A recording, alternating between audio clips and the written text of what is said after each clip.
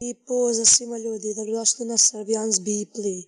U ovom klipu ću vam pokazati najbolji program za modovanje igrica ili hakovanje, kako god.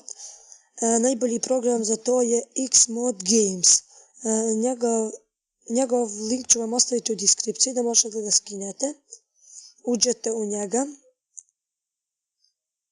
i kao što vidite Xmod Games.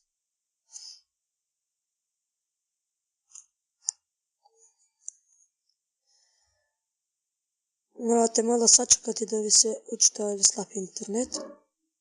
Kao što vidite imate za koji ćete, vidite za moj game stisnete, evo vidite, moje igrice. Evo na primjer za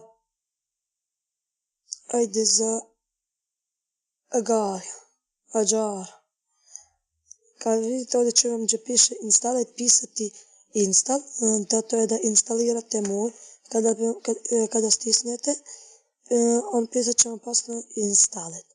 Uđete ovdje piše launch, stisnete.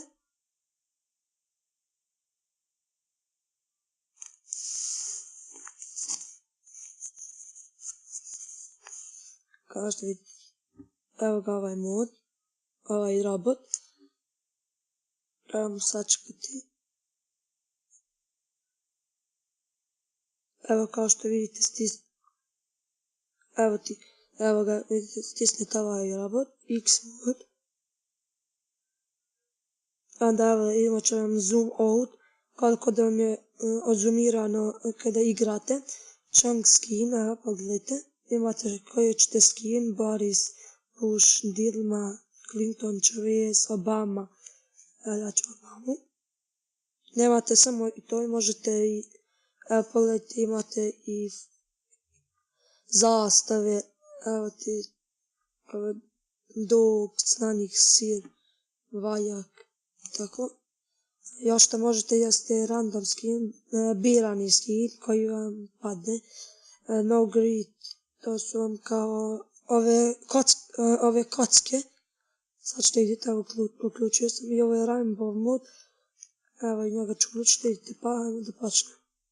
Kao što vidite, ekstra, u boje vidite, rainbow, u boje,